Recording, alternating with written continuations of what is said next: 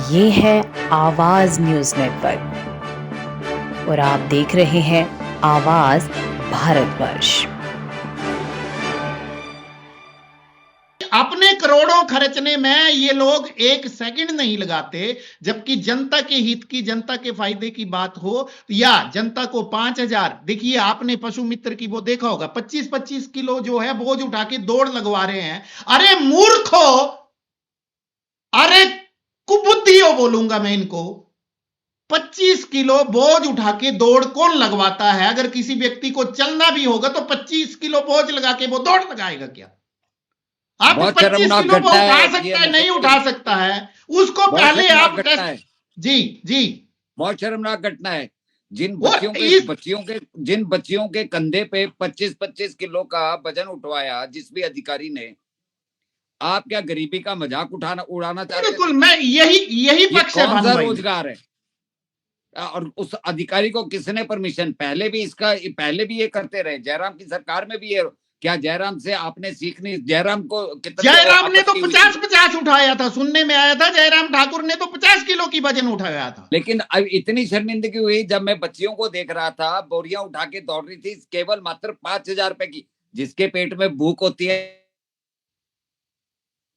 भानु भाई, आपकी आवाज कटी है, आपका सिग्नल ब्रेक हुआ है। कपिल, आप बोलिएगा। मुकेश भाई जी, भानु भाई, आपका सिग्नल ब्रेक हो रहा है, आपको दोबारा जुड़ना पड़ेगा, मुझे लग रहा है।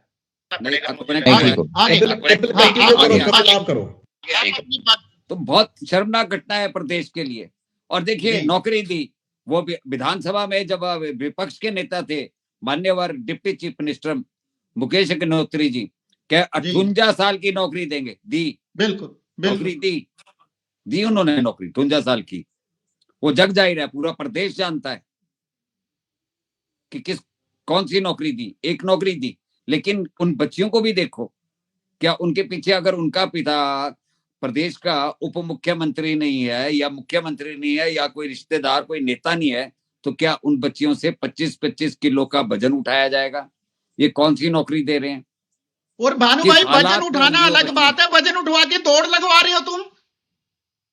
क्या दिखाना चाहते हैं? क्या काम लेना चाहते हैं आप काम क्या करवाना चाहते हैं? क्या दफ्तर के अंदर फाइल का वजन 25 किलो होता है? कौन सा काम? आप कोई मजदूर भर्ती कर रहे हो? बहुत शर्म, मतलब ये बहुत हिमाचल के प्रदेश के लिए बहुत ही शर्मनाक घटना है। मैं तो इसकी कड़े शब्दों में निंदा करता हूँ, कड़े शब्दों में निंदा करता हूँ। और फिर भी इनकी आत्मा नहीं जागती भानु भाई। जागिए। प्रदेश के मुख्यमंत्री सुक्खू भाई, आपको मैं व्यक्तिगत भी जानता हूं, मैं आपको स्टूडेंट लाइफ से भी जानता हूं, तो अगर आपको ये शो की वो भेज दिया जाए, आपसे भी हाथ जोड़कर अनुरोध है कि आपने सलाहकार तो रखे हैं, बहुत सारे सलाहकार रखे हैं जिनके ऊपर आप लाखों रुपए व्यतीत खर्च रहे हैं और उसको लेकर आप बदनाम भी हो रहे हैं। तो यार थोड़ा सा इस तरफ को भी ध्यान दे लो। हमें आपके दोस्तों को आप पैसे दे रहे हैं, जिनको 20,000 मिलते थे उनको आप 2-2, 2.5 लाख रुपए दे रहे हो, 1-1, 1.5 लाख रुपए दे रहे हो। आप एडवोकेट जनरल, डिप्टी एडवोकेट जनरलों के ऊपर लाखों रुपए खर्च रहे हो। एक फौज खड़ी कर दी है 70-90 लोगों की। बिल्कुल चंडीगढ़ से आप एक्सपोर्ट कर रहे हो वकीलों को, और हमारे बच्चियां, हमारी प्रदेश की बच्चियों के साथ आप ये कर रहे हो। चेयरमैन भर्ती हो रहे हैं, उनको खुला खर्चा दिया जा रहा है। एपीएमसी के लिए गाड़ियां खरीदी जा रही है, गाड़ियां सड़क पे जाते हुए एक्सीडेंट हो जाती है। पैसों की कमी, पैसे की किल्लत तो हो रही है। पर देखिए मुख्यमंत्री महोदय, आप ठीक है, आपने अभी कोई कैबिनेट की बैठक में ही सब कुछ फाइनलाइज्ड होगा। जब भी कुछ होगा वो सब कुछ आपके कैबिनेट में ही फाइनल होगा। लेकिन इन चीजों के बारे में भी बड़ी गंभीरता से सोचो। देवभूमि है, इन बच्चियों के बारे में आपको तो सभी लोग मानते हैं, आपने बच्चियों के लिए, अनाथ बच्चियों के लिए इतना वो पुण्य काम किया है, तो ऐसी बद्दुआएं क्यों ले रहे हो? ऐसा काम क्यों कर रहे हो? बहुत बड़ी बात। आप उसके लिए साधुवाद के पात्र हो, जो आपने बच्चियों के लिए, अनाथ बच्चियों के लिए वो किया है। साधुवाद के पात्र हो। और मैं तो उस बात के लिए भी कहता हूं कि केंद्र सरकार ने कोई मदद नहीं करी, पैसे नहीं दिए आपदा में। एक मुख्यमंत्री ये है जिन्होंने 8 लाख रुपए, वो भी एक मुश्त दिए घर बनाने के लिए। उसके लिए भी उनको साधुवाद है। लेकिन जहां गलत है उस गलत के लिए हम उनको गलत ही बोलेंगे। बिल्कुल बिल्कुल बिल्कुल बिल्कुल बिल्कुल। ठीक है, लेकिन आपके इसी जवाब पे शायद शायद थे। भानु भाई कपिल कुछ बोलना चाहेंगे, बात भी सुन लेते हैं, उसके बाद दूसरे प्रश्न पे मैं आपके पास लौट के आता हूं। कपिल जी जी जी बिल्कुल। देखिए मुकेश जी, हमें जितने भी श्रोता सुन रहे हैं और आगे जितने भी सुनेंगे और देखेंगे, मैं सबसे यही अपील करूंगा कि 2027 के चुनावों में, जी 2027 के चुनावों में जब यही विधायक, पूर्व विधायक सरकार भाजपा के, कांग्रेस के जो टिकट लेके आएगा, इंडिपेंडेंट टिकट लेके इंडिपेंडेंट लड़ने आएगा, किसी और चिन्ह पे चुनाव लड़ने वाले आएंगे, अपने घर में बोरियां तैयार रखना 25-25 किलो की, और इनको बिल्कुल कहना कि इसको अपने बिल्कुल कंधे पर लेके, इसको अपने कंधे पे लेके, सिर्फ इन्होंने तो बच्चियों को दौड़ाया है, मैं कहता हूं कि इनको कंधे पे रह के यही कहना कि 2 किलोमीटर जाके वहां 2 किलोमीटर जाइए और 2 किलोमीटर आइए। हमारी बिल्कुल बच्चियों को बिल्कुल तो ये भगा रहे हैं 25 किलो का, हम सिर्फ इनसे ये कहेंगे कि अपने कंधे पे 25 किलो का बोझ लेके सिर्फ 2 किलोमीटर जाइए और 2 किलोमीटर आइए। जो ये कर देगा, हम उसको उसको क्या, उसके साथ पूरा चुनाव चलेंगे और सबसे वोट की अपील करेंगे कि इसी इंसान को वोट दीजिए, इसने 25 किलो का बोझा अपने कंधे पे उठा के 2 किलोमीटर का सफर और 2 किलोमीटर का जाना सफर किया और 2 किलोमीटर का आना किया, ये विधायक बनने के लायक है। बिल्कुल बिल्कुल बिल्कुल बिल्कुल, क्योंकि रूह कांप जाती है। कपिल, विजय भाई आप भी बोलना चाह रहे थे इस मुद्दे पे, क्योंकि ये बहुत ही भावनात्मक मुद्दा है। मुकेश भाई, मैं तो जिस अधिकारी ने इस तरह का क्राइटेरिया बनाया है कि आप 25 किलो वेट उठाकर दौड़ेंगे, उस अधिकारी के ऊपर इस क्राइटेरिया बनाने के लिए लानत भेजता हूँ। बहुत बेकार है ऐसे अधिकारी को इस तरह का क्राइटेरिया भाई बनाने क्या के लिए। भैया से पूछिए, ये क्या सामने दिख नहीं रहे अभी? दिख भी नहीं रहे मेरे को, तो इनकी आवाज भी नहीं आ रही है तब से, एक बार भी नहीं। विजय भाई का ठीक जा रहा है, वीडियो ठीक जा रहा है, ऑन एयर तो दिख रहा है। बिल्कुल। हाँ मुकेश भाई, मैं कंटिन्यू करता हूँ, वीडियो चल रहा है। भानु भाई चल रहा है वीडियो, आपको शायद नहीं दिख रहा है। अच्छा, मुद्दा बहुत मैं रिक्वेस्ट करूंगा, क्या आपके पास ईयरफोन पड़े हुए हैं क्या साथ में? अगर कान की लीड हो आप लगा लेंगे तो ये आवाज जो है वो गूंजना बंद हो जाएगी दोबारा। अगर नहीं है तो आप कंटिन्यू रखिए, आप अपनी बात करिए, कल से इसको इम्प्लीमेंट करेंगे। जी जी। तो मुकेश भाई देखो उन्होंने क्या क्राइटेरिया बनाया। कपिल ने ठीक कहा कि अगर, और भानु भाई ने ठीक कहा कि अगर 25 वेट रखना था तो ठीक है, आप 25 किलो वेट का क्राइटेरिया रखते और आप समय सीमा तय करते कि आपको 5 मिनट में 1 किलोमीटर चल के दिखाना है, और जो इसको क्वालिफाई कर जाएगा वो क्वालिफाई करेगा इस एग्जाम के लिए आगे। आप उसके दिमागी टेस्ट लेते ना, आप कॉम्पिटिटिव एग्जाम करवाते उस बच्चे का।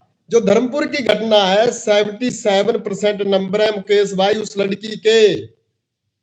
77% नंबर लेने के बाद, फर्स्ट डिवीजन लेने के बाद, वो लड़की अगर 5,000 की नौकरी करने के लिए मजबूर है तो समझिए उसके घर की स्थिति क्या होगी। शर्म आनी चाहिए इस प्रदेश के सरकार के चलाने वाले लोगों को, अधिकारियों को और सारे तमाम नेताओं को। और वो बच्ची गिर जाती है ग्राउंड में, और आप जरा भी नहीं सोचते।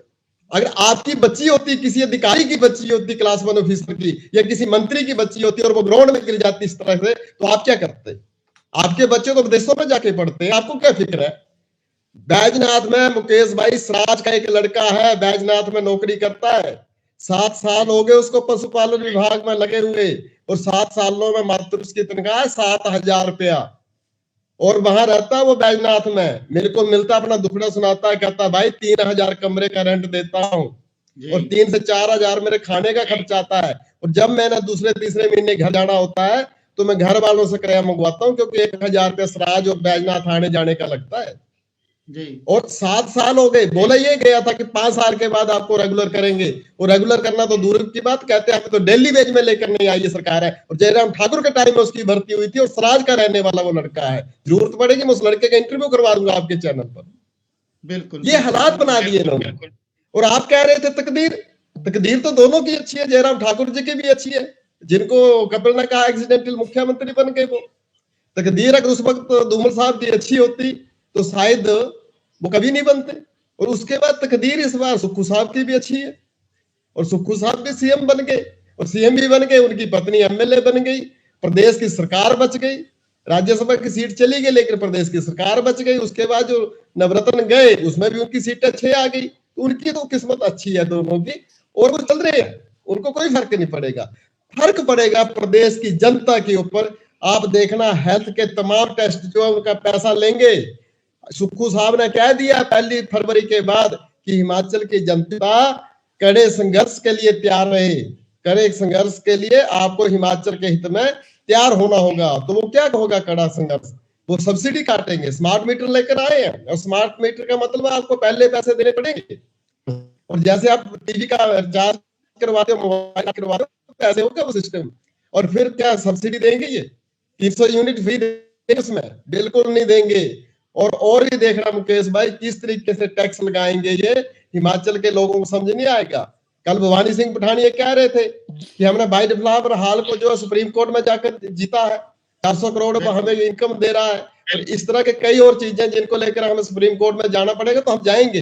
और मुझे लग रहा है वो इस आरडीजी के अगेंस्ट भी सुप्रीम कोर्ट जाने की तैयारी कर रही है प्रदेश सरकार। और इस तरह की घटनाक्रम होता है। हमारे सूत्र बता रहे हैं विजय भाई, आरडीजी के लिए सुप्रीम कोर्ट का रुख कर रही है सरकार। उसके बाद क्या होगा? उसके बाद तनातनी का माहौल और बनेगा। फिर देखना उसके बाद क्या क्या घटनाक्रम होगा।